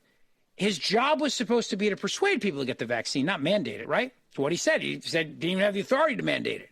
And all of a sudden, the mandate comes out. People don't like to be told what to do. They also don't like the fact that Biden thinks he can just claim this power out of thin air. Where does he think he gets it from? OSHA? OSHA. That's where he claims his authority comes from. And that's what he's going to try to mandate.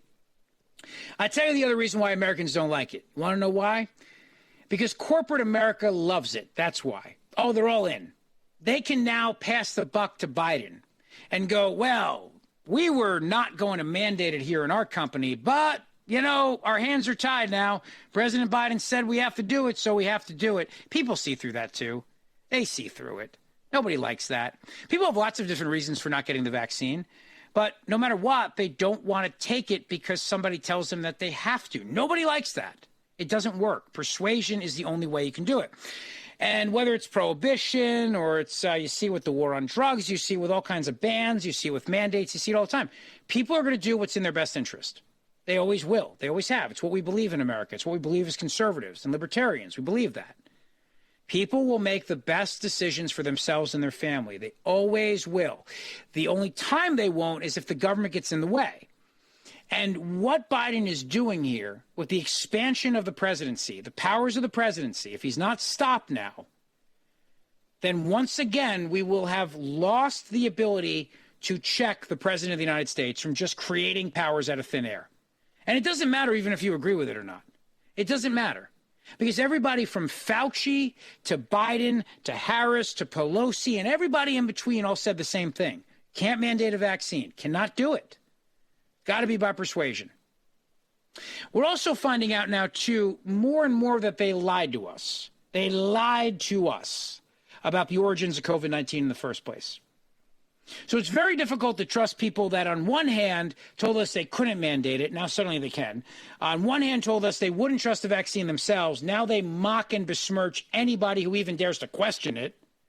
And then it's very hard to trust them when they lied to us about the origins of COVID-19 in the first place.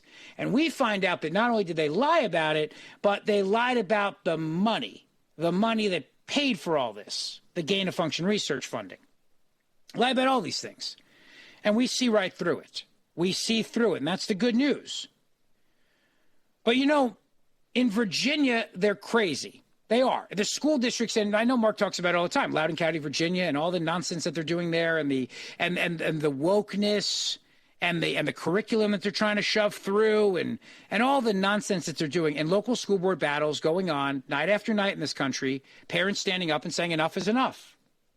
So I saw this clip of this teacher on they have this thing called Libs of TikTok. I don't know if you've heard this or not. I don't go on TikTok. I think the whole thing is silly. And quite frankly, I just don't have the time. I have 3 kids, an almost 7-year-old, a just turned 5-year-old, and an 18-month-old. I have a radio show, a podcast. I have a wife. I have no time for this.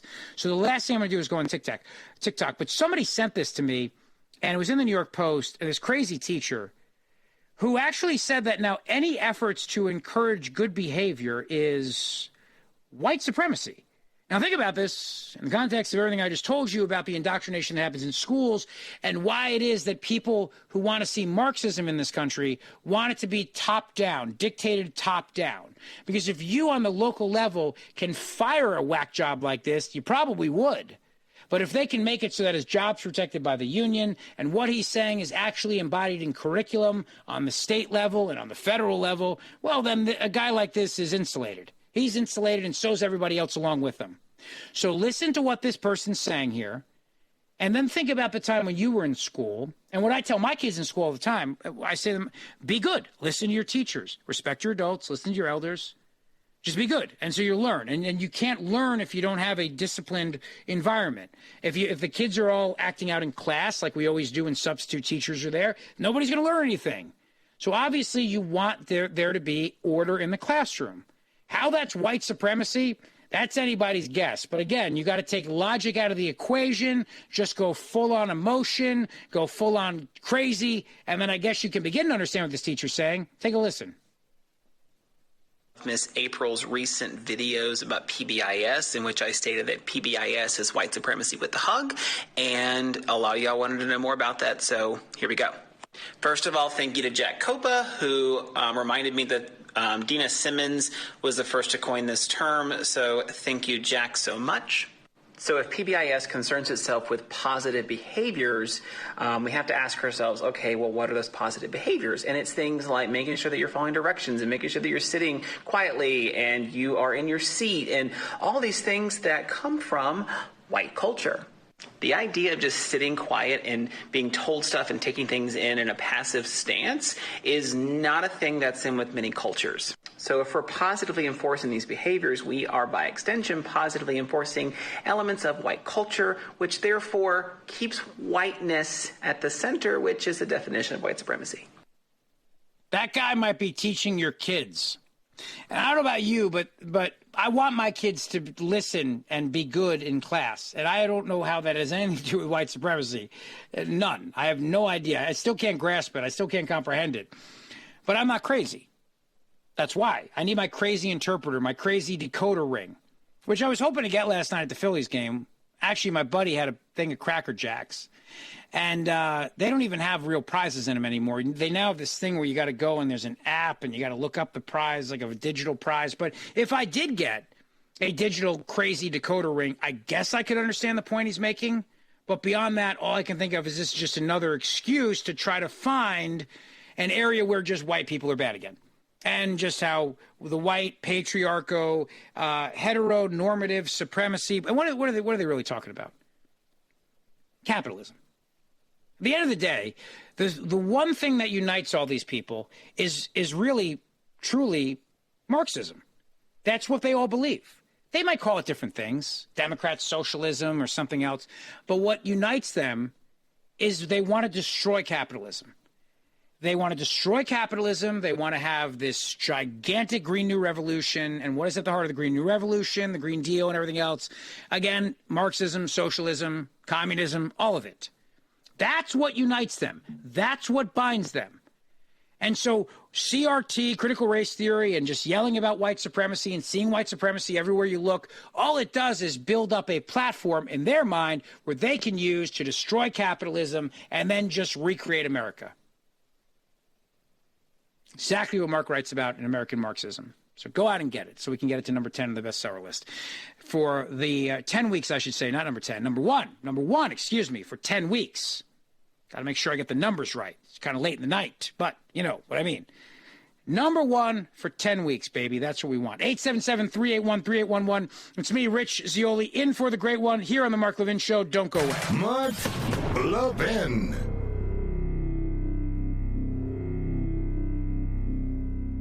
AMAC, the Association of Mature American Citizens, is one of the fastest-growing organizations in America, now over 2 million conservative members strong, and I'm one of them. AMAC believes in and stands up for the values that we constitutional conservatives care about. More than talk, AMAC fights. A full-time presence in Washington, AMAC pushes back against reckless spending, disasters like Medicare for All, and the expanding reach of the federal government. And beyond advocacy, joining AMAC gives you access to a wealth of benefits and discounts, including special member-only rates on car insurance, travel discounts, cell phone plans, and a hell of a lot more. And if that's not enough, you'll get AMAC's bi-monthly magazine, full of insightful articles on issues that matter to most of us, we conservatives. As I said, I'm an AMAC member, and you should be too. Join today at amac.us. That's AMAC.us. Stop supporting the liberal agenda that the other 50-plus organization has been pushing for. Join AMAC instead. AMAC.us.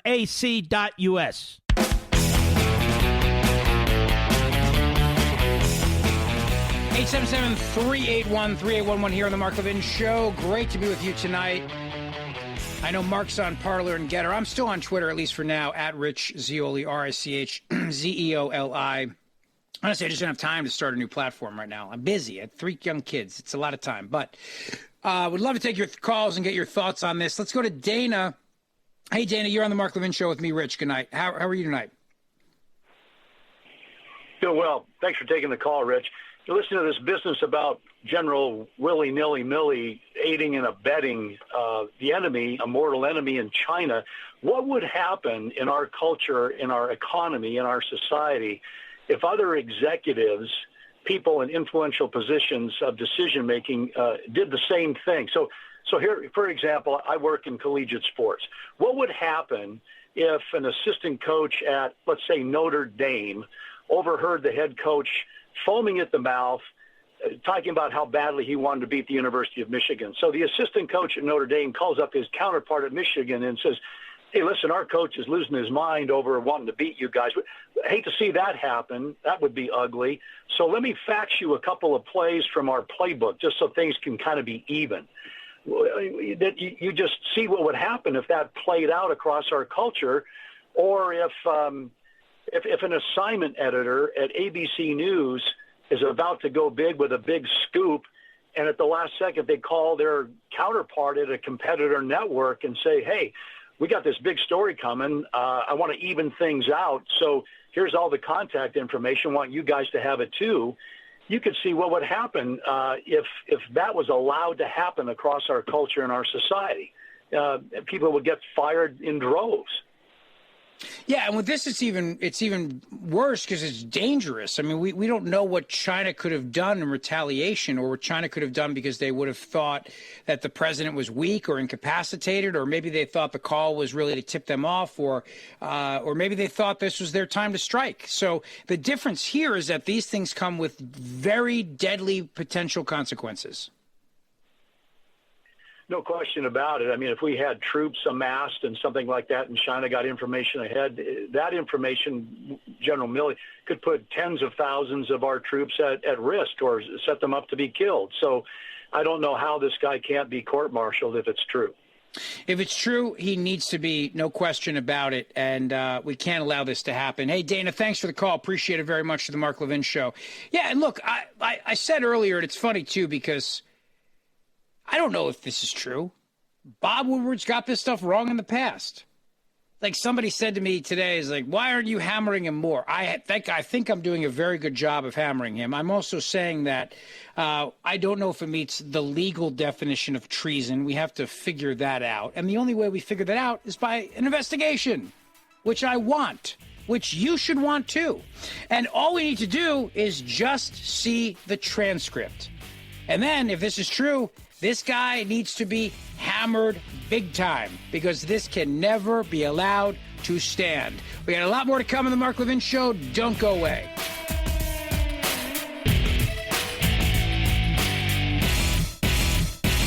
AMAC, the Association of Mature American Citizens, is one of the fastest growing organizations in America, now over 2 million conservative members strong, and I'm one of them. AMAC believes in and stands up for the values that we constitutional conservatives care about. More than talk, AMAC fights. A full-time presence in Washington, AMAC pushes back against reckless spending, disasters like Medicare for All, and the expanding reach of the federal government. And beyond advocacy, joining AMAC gives you access to a wealth of benefits and discounts, including special member-only rates on car insurance, travel discounts, cell phone plans, and a hell of a lot more. And if that's not enough, you'll get AMAC's bi-monthly magazine, full of insightful articles on issues that matter to most of us, we conservatives. As I said, I'm an AMAC member, and you should be too. Join today at amac.us. That's AMAC.us.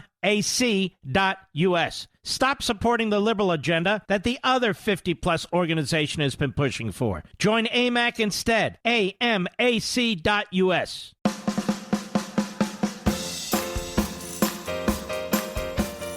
Mark Levin, America's mentor of conservatism. Call now at 877-381-3811. Let's do that. In fact, 877-381-3811. But before I go to your calls here on the Mark Levin Show with me, Rich Zeoli from WPHT in Philadelphia with you tonight, before I do that, here's a little clip of General Milley talking about China. Now, remember what I said to you at the start of the show today.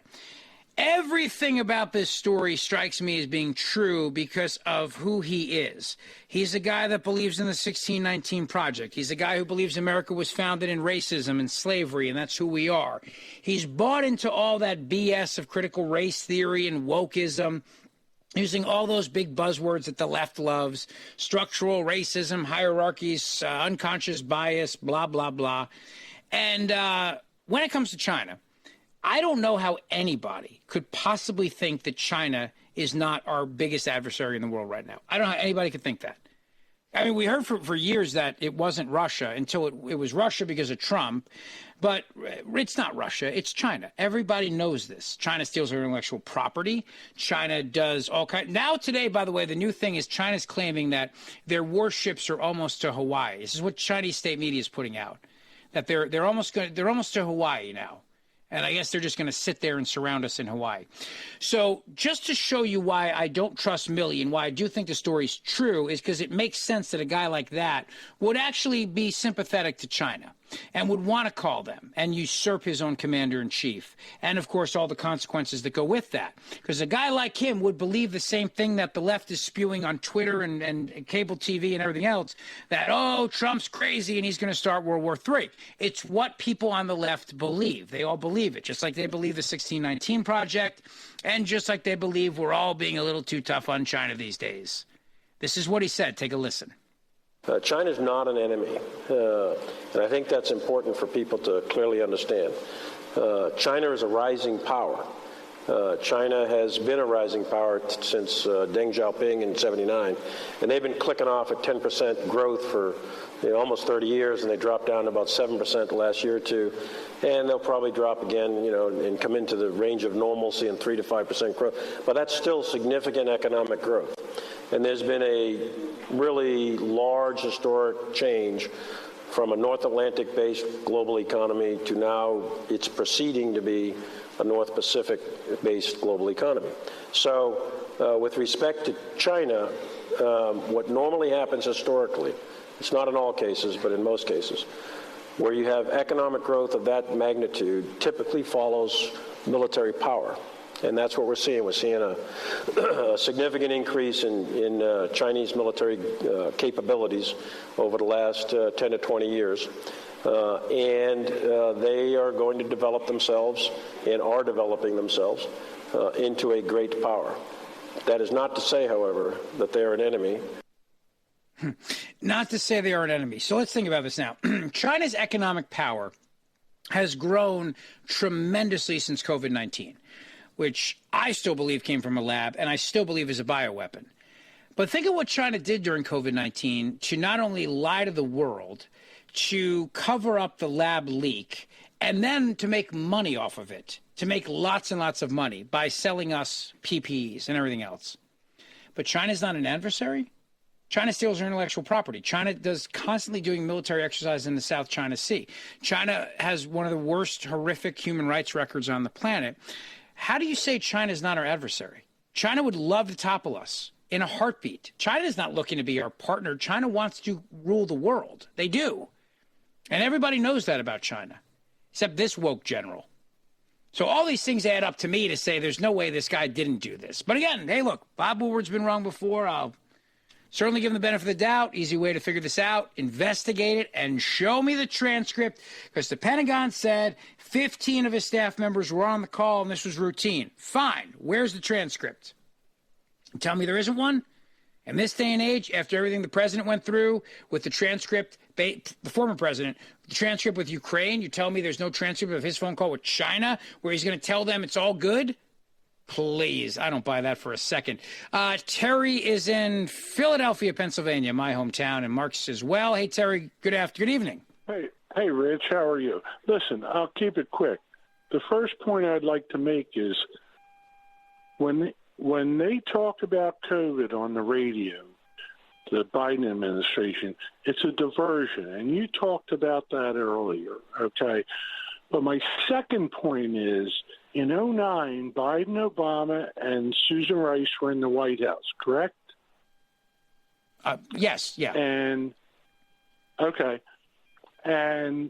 they had to trade 5 Gitmo guys for the traitor. Yeah, for Bill Berger. Yeah. Who picked the 5? The Taliban.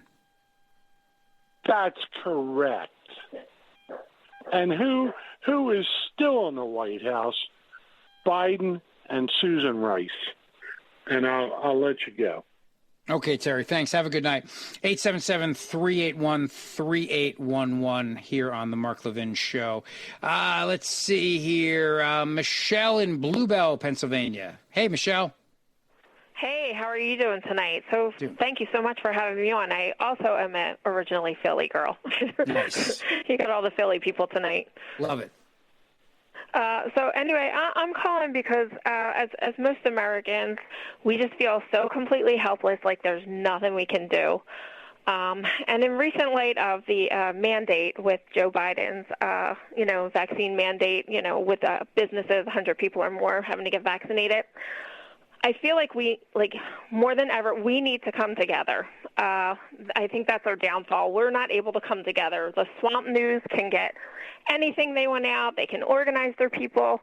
We came up with something called the 100 Million Walkout Movement. We're trying to get everybody who is annoyed with this with this vaccine mandate, and people who are even vaccinated, that just know this is just like a complete government overreach. I don't care if you're Democrat, Republican, alien. We need to come together. This Friday is the 17th is Constitution Day. So we picked this day because we think it's a perfect right for everybody to get out and stand up for their rights. We are encouraging everybody who doesn't want to be vaccinated, doesn't want to be bullied by this administration, to just simply call out of work. Just call out of work. We can do this. I'm not asking you to take up arms like our poor. Yeah, but why beautiful... call out of work and hurt your? I mean, businesses right now are struggling so hard to find people to just do the job. Why punish your job? Okay. So there's so many businesses that just, want to do this mandate, even though they don't have to, and I don't know why.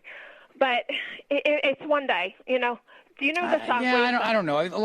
Michelle, listen, thank you for the call. I appreciate it very much. I don't know if I can just, a lot of businesses are struggling right now just to stay open. They've had a very, very tough year, and I know them. I know these business owners. They're dying, and they're having a really hard time with it. I think the better approach would be, as employees, to make your voice heard and say, no, look, you got to fight this. But it's to punish them for Biden's idiocy. I don't know. I'm not sure. I think that's the best strategy, but that's me. I know. I've talked to a lot of these restaurants at the Jersey Shore, and they're just literally struggling to just stay afloat right now. And a big part of it has been they just don't have enough employees, because you've had all of these policies of paying people to not work. And people are staying home, and they're not taking jobs. And you've got jobs. I talked to you about this last time I filled in for Mark. This guy, Mike, who owns a seafood place in the Jersey Shore, owns a couple of them. Actually, this summer, if you ever go to the Jersey Shore and you see the banners that fly by, and he paid for a banner to fly by just advertising people to come to work for him. I see billboards with people trying to get employees. So remember that for a lot of these companies right now, they're trying to understand what the mandate means. They're trying to understand how it affects them. They're trying to see any legal maneuvers that might be at play here. But let's make sure that we always aim our sights on who's making the policy here, which is Biden. Now, look, if in your job, if your employer has mandated it, and you want to make your voice heard, and you look, then go ahead, knock yourself out. I mean, do what you got to do. I'm not saying not to do that, but I'm saying just to organize a movement around people calling out of work when it may not be your employer's fault. And especially with small businesses, they are hurting in a big way right now. This administration has done everything they possibly can to put the thumb on them. You take like my idiot governor in New Jersey, the king, Phil Murphy. He said one time a few months ago, they asked him about extending the unemployment benefits and if he would stop it, or if he would make people at least prove that they're trying to get a job. And you know what he said? He said, no, employers are just going to have to pay people more. This is how the left is going to get to their $15 minimum wage. They also want, by doing everything they possibly can to keep people from going back to work in this country, they'll achieve the $15 minimum wage, because the employers will have no choice but to pay people $15, $18, $20 an hour. And you know what my fear is? My fear is that they'll say whatever happens this fall and winter with COVID, well, got to justify more benefits, more handouts. Have you looked at the $3.5 trillion social welfare bill that they're pushing through right now in Washington? This thing has got you covered from cradle to grave with everything, including more handouts for people. And there's no incentive for people to work anymore. Honestly, they're taking it away. But that's part of the plan. That's also part of the plan of moving America towards Marxism. Is if you can end people's reliance on their employers for health care and, hell, even their wages. And then you make them more dependent on government. This is all part of a plan here. Something that Mark talks a lot about in American Marxism. It's very orchestrated, what they're trying to do here. Brian is in Raleigh, North Carolina. Hey, Brian, you're on the Mark Levin Show. Hey, Rich. Maybe you can help me with some confusion I have from that teacher that put out that crazy statement. Sure. The woke teacher who said telling your kids to be good in class is white supremacy? Yeah, that one. Yeah, because he made the comment that, sitting there, paying attention, having respect, those are white traits. Right. Does that mean that if you're not white, you cannot have decorum, or you might not have decorum, or you might not have respect? It's an excellent point you make, my friend. It sounds to me like that teacher's making a pretty racist comment, does it not? It does. It does to me as well. I was kind of confused by that. It's a great point. Why do we suggest that people being good in class, learning, listening, discipline is a white thing? And I'm world traveled, and I've noticed that many cultures, in fact, every culture that I've been to, has had people that have respect and can learn and can pay attention, not just white people. Yeah, right. In fact, some countries, the discipline is way more intense than in our country. You know what I mean? Way more intense in some of the countries where the people are not necessarily white. Thank you for the call, Brian. Excellent point. 877-381-3811 on the Mark Levin Show. Let's see. Ben is in Illinois. Hey, Ben. Hey, Ben, you there? Dan? Ben, yes, sir. Go ahead. Dan? Yeah. We keep Dan, sorry, Dan, go ahead. Our military. Yes, that's right. We keep talking about our military. It's the mightiest military in the world. And every one of your listeners knows how strong our military is, and that's true. But it's only as strong as the person at top. So we had President Carter with the Iran hostage crisis going on. He showed our military. And then the day President Reagan was inaugurated, he showed our military. And what happened on that day? So with the withdrawal from Afghanistan under President Trump's negotiated deal, what happened to our military? And what kind of firepower did the Afghans use, the Taliban? Not a one. What did they start doing right after Biden got elected and he was in office? Then you saw the chaos break out. So we do have the strongest, but it's only as strong as the person at top. And the way he showed our military power was he left $86 billion worth of it there, and then he blew up an innocent family. So that's how he showed our military. Yeah. I mean, yeah, it's so true. And now we tell the world we're afraid of the Taliban, and the greatest military in the world has to run away from the Taliban because we're afraid they might hurt us. It's pathetic. Excellent point, my friend. Excellent point. Great calls tonight. Great stuff. Excellent. Well, Chris Mark's got an incredibly intelligent audience, as do I, by the way, on WPHT in Philadelphia. And make sure you please check me out there on WPHT and my podcast too. Subscribe to it. Every afternoon I give you updates. I start the morning show, then I do the updates as well, and of course I listen to Mark every night as well. We got a lot more to say here on the Mark Levin Show. Don't go away. Mark Levin.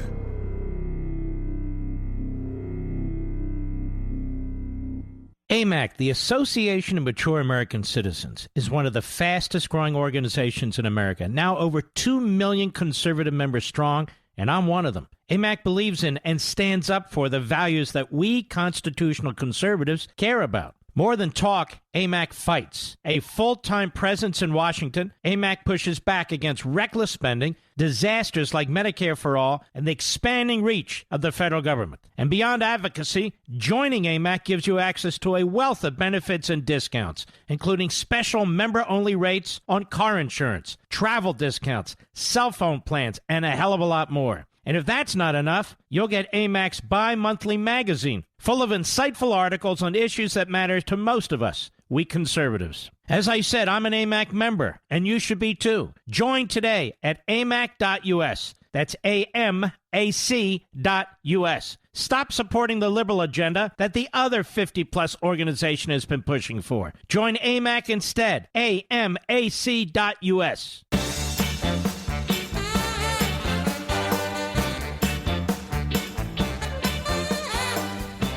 All right, I got time for a quick call here. I want to squeeze in Kevin from New York City. He's a veteran.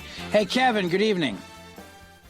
Hey, what's up, buddy? First-time caller. Yeah, I'm an Iraq veteran. I served over there with the 101st, and I served in a bunch of other places, but I know time is tight. But I'm just telling everybody, listen, guys, girls, calm down. You guys are acting like the left, emotional. He's innocent until proven guilty. I've been saying that. I know one thing. I've been saying that all show. I've been saying that what we need to do is do an investigation, see the transcript, and let's have at it. But we're looking like the left when How are we looking like the left? Not you, but when the author says something that we think we like, oh, it's true. And I'm not saying you. I've been listening to talk radio all day. People are talking about firing squads. Well, I mean, that's a little crazy. Do you agree, though, and by the way, God bless you, thank you for your service, but I mean, do you agree with the idea that this can all easily be proven by just releasing the transcript of the phone calls that he made with China? I do, and we'll get there. Listen, there's other countries where this happened. If it was exposed, people would be dead. We're America. We'll find out. Everybody calm down. All right, my friend. Thank you. Have a great night. I appreciate it. And certainly not going to tangle with an Iraq veteran like you. No, really. In all seriousness, you're right. Absolutely. I've said it. Mark said it too.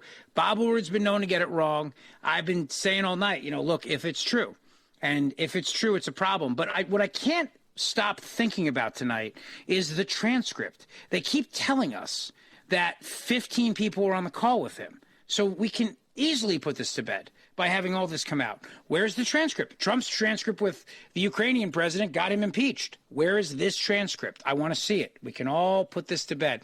By the way, I want to give a shout out to Richie V, our call screener. His podcast, This is America. Make sure you download that as well. Subscribe to that one. It's great. And my podcast, please, Zeoli, Z-E-O-L-I. Search for me. You can also listen to me on WPHT in Philadelphia, Mark's hometown.